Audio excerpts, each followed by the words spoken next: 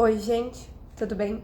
Hoje vamos falar sobre o Despertar da Lua Caída, da Sarah Parker, que é o meu ranço mais recente do Clube do Livro. Então, no universo desse livro existem várias espécies de dragões diferentes e pessoas que ouvem a canção dos criadores do mundo e que podem usar poderes elementais devido a isso.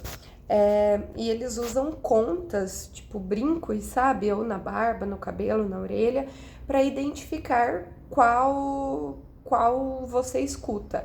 E existem também os nulos, que tem a ponta da orelha, porque eles são féricos, né? A orelha pontuda, então a ponta da orelha é cortada, para demonstrar que eles não possuem nenhum poder.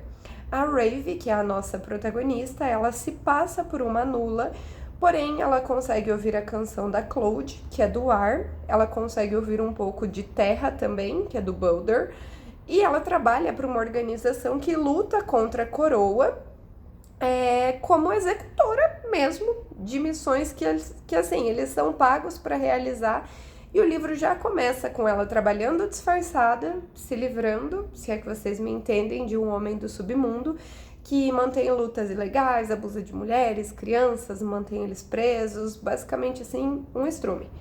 E quando ela termina o serviço, ela passa por um homem encapuzado que ela não conhece, mas que parece estar muito atento a ela, apesar de ele não delatar ela, não contar o que ela fez. Só que a coroa mandou um caçador de recompensas, que é o Requisaros, atrás da organização dela. E como uma forma de atrair ela para fora de casa, já que ela sabe que ela está sendo procurada, ele mata a amiga dela, que é a Essie, o que faz com que ela perca totalmente o controle, mostra os poderes dela, e parece que ela está possuída por uma entidade. Inclusive, esse capítulo aparece como sendo narrado pela outra, que causa uma destruição assim imensa. E antes do caçador conseguir atingir ela como uma arma de ferro, um pino que fica alojado nas costas dela e inviabiliza os poderes dela. Feéricos, né? O ferro ali tem toda uma ligação. Ela se recusa a entregar os colegas dela dessa organização e ela está disposta a morrer por isso, sendo que o único arrependimento dela é que ela não vai conseguir vingar a Essie. Porém, enquanto ela está presa na cela, o mesmo homem encapuzado com quem ela trombou lá no começo aparece para resgatar outro prisioneiro e vê ela. Então ele a reconhece, ele diz que ela foi remendada, o que não explica o que é isso. Então eu acredito que de alguma forma tiraram as memórias dela, só que ele leva uma curandeira para ajudar com os ferimentos, enfim, como ajuda na sentença do julgamento. E ele também faz com que ela seja atirada ao Coliseu para ser pega pelos dragões. A rainha, nesse momento, também está presente e parece reconhecer ela também de alguma forma, só que não consegue salvar a Rave. E ela é pega pelo dragão do rei, o Khan, que é o mesmo cara encapuzado, que parece conhecer ela, enfim, que leva ela embora, também tira aquele pino de ferro do ombro dela. E aparecem alguns capítulos de diário também, de uma tal de Eluin, que é o motivo de o Khan ter se tornado rei, porque ele matou o próprio pai, e ele tem fama de tirano, apesar de ele ser uma pessoa muito boa, e o tirano, na verdade, era o pai dele. E nesse momento aqui da história, eu estava com uma teoria de que a Eluin e a Rave são a mesma pessoa, e esse diário da Eluin ia explicar o que aconteceu com a Rave. Ele levou ela embora para uma cabana e tal, e nós temos um momento entre ela e o Khan, onde ela estava fugindo da cabana, onde eles se esconderam, e ela decide, louca da cabeça, que precisa se livrar dele, ou ele vai ir atrás dela, só que quando vai empurrar o sentimento pro lago de gelo, porque essa é a expressão que ela usa, quando ela não quer pensar em alguma coisa, ela vai jogar no lago de gelo, a outra está presa no lago de gelo. Ela tenta jogar esse sentimento por ele lá dentro, só que ele volta muito maior, em forma de desejo. E assim, eles quase transam ali mesmo, parte que eu achei assim estranhíssima, não fez nenhum sentido. Cara, só não rolou pra mim. Mas ela afirma que não existe nenhum sentimento, ele se afasta, o que faz com que ela consiga fugir logo em seguida. Ela vai para a floresta, acaba caindo do penhasco no rio, acorda e ela é encontrada por uma tribo guerreira, onde o Khan também foi treinado, inclusive, que diz que ela foi enviada por uma criatura do destino, que é um gatinho meio transparente que apareceu ali, que não explica da onde veio, para onde foi, o que aconteceu. E assim, vocês vão entender o meu ódio desse livro justamente pela falta de explicações. Enfim, ela foi enviada por essa criatura do destino e seus melhores lutadores vão lutar por ela, já que os filhos dela, com quem vencer a batalha, vão fazer com que as luas nunca mais caiam. No caso, as luas nesse mundo são os dragões, os criadores lá do mundo fizeram os dragões também. E quando um dragão morre, ele sobe até o céu e ele se torna uma lua que pode cair, ninguém sabe como, ninguém sabe onde, ninguém sabe por quê, mas pode cair. Enfim, a Raven não aceita ser entregue a ninguém, então ela diz que ela mesma irá lutar por si, tal qual a Merida, o que não faz sentido nenhum, porque é uma luta até a morte, então se o cara vencer, ele vai perder quem ele está lutando pela mão. Vocês estão me entendendo a dificuldade aqui? Mas enfim, ela tá quase vencendo quando o adversário dela trapaceia e ataca ela com uma cobra. Só que o Khan chega a tempo de impedir ela de ser morta, salva ela, já que era... Porque, tipo assim, para o cara vencer, ela teria que se submeter. Só que ela não ia fazer isso, ela preferia morrer. E o Khan vence a batalha, se livra do cara e os dois saem juntos da tribo lá, indo até a capital. Chegando lá, nós vemos que realmente ela é Eluin dos Diários, que ele amava profundamente. E todos acreditavam que ela estava morta. Ninguém sabe como ela morreu, mas todo mundo tinha certeza disso há, 100 anos atrás. E que é o motivo de ele ter se revoltado contra o próprio pai, ter tomado o trono e tudo mais. Depois disso, ela ainda quer ir embora.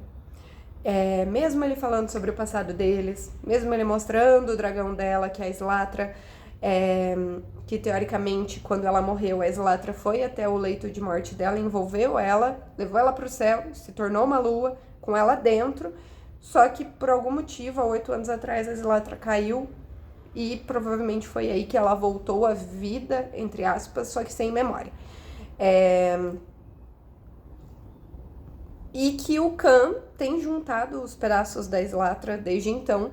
Só que, apesar de ela dizer que ela vai embora, ela não vai. Ela fica escondida na floresta, só que ela vai pra cidade, ela comprando pequenas coisas e tal. E como eu disse, gente, nesse ponto eu já estava morrendo de raiva dela, já que ela começa a ter uns sonhos dela e do Khan juntos, então ela acredita que ela é a Eluin, ela, apesar de ela não se lembrar, ela sabe que esses sonhos são lembranças, só que ainda assim, ela continua fugindo dele, de tudo que é, qualquer sentimento possível. Quando começa a se lembrar de qualquer coisa, ela joga no tal do lago congelado e ela simplesmente segue como se ela não se importasse com nada. E toda essa parte da narrativa tornou um livro que tinha um contexto maravilhoso, apesar de não explicado, tornou esse livro extremamente arrastado, única e exclusivamente por causa da protagonista, que é a Raven. Depois disso, ela e o Khan, eles participam de um festival junto e eles fazem uma aposta onde, se ela ganhar, ela vai apagar ele da memória dela. Vocês têm noção disso? E se ele ganhar, ela vai ter que ficar, enfrentar o sentimento, conversar com ele sobre o passado e descobrir tudo. Ela ganha, só que ela quer dar para ele uma noite de mentira. E no dia seguinte eles acordam juntos e ele convence ela na base da pica terapêutica. E nesse ponto da história, gente, eu já estava espumando de ódio, já que ele faz ela ficar ali para eles conversarem. Só que a conversa nunca acontece. Eles não falam sobre nada e fica por isso mesmo. Pelos diários da Eluin, que vão intercalando capítulos com a narração do Khan, da Eluin, da Rave, os diários. E pelos diários a gente descobre que ela estava grávida do Khan, só que o pai dele, o tal rei monstro lá, descobriu e ela se casou com o irmão dele, um tão tenebroso quanto o pai, inclusive, que era para quem ela estava prometida desde o início, inclusive. E fez isso para proteger o Khan, para proteger a irmã dele, todas as pessoas por quem ela acabou se afeiçoando ali naquele reino, já que Ela veio pra lá, pra começo de conversa, quando o pai do Khan invadiu o reino dela, matou os pais dela, enfim, tomou o lugar pra ele. Então foi assim que ela foi parar ali como noiva do irmão do Khan, só que ela se apaixonou pelo Khan, enfim, casou igual, carregando o filho do Khan, dizendo que o filho era dele. E isso me fez lembrar de uma moça que lá no comecinho do livro, o Khan encontrou no primeiro capítulo, que era do ponto de vista dele, que ele parecia ter muito carinho, e essa moça chamou ele de tio. Então, no caso, é a filha da mulher que ele amou, só que ele não sabia que era filha dele.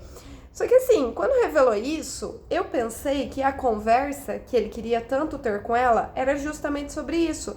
Só que um pouquinho mais pra frente você vê que aparentemente ele não sabe que a menina é filha dele. A princesa que inclusive fugiu, está fugida do pai dela, justamente porque o pai dela é um monstro. Mas enfim, depois disso, o Requisaros, que é aquele caçador de recompensas, vem em busca dessa mesma princesa que está fugindo.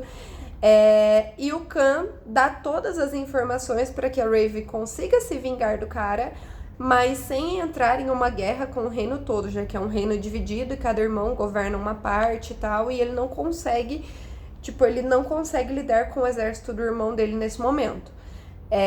Que é o que aconteceria se ela matasse o Requisaros ali no reino do Khan. Enquanto isso, a irmã deles, a Aveia, invadiu o castelo desse marido da Iluin, encontrou o diário dela, descobrindo o motivo de ela ter abandonado o Khan, que a princesa, na verdade, é filha dele e tudo mais. E no epílogo, nós vemos essa princesa presa no mesmo ringue onde a Raven lutou, coisa que também não foi explicada quando ela caiu da lua.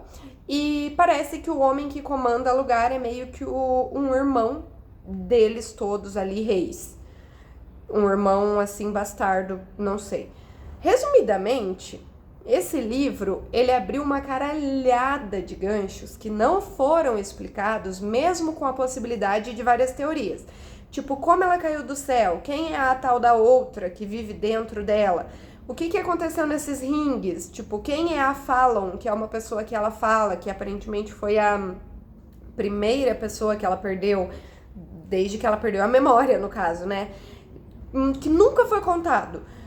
O que vai acontecer com ela, com o Khan, com a filha deles? Tipo, eu simplesmente não consegui. Eu terminei esse livro na base do ódio, porque é um universo maravilhoso, mas nada é explicado. Nem mesmo assim um contexto básico, uma criatura, um negócio, porque eu não gosto de ficar lendo um parágrafo e indo ver no glossário o que é aquele bicho que foi citado naquele parágrafo.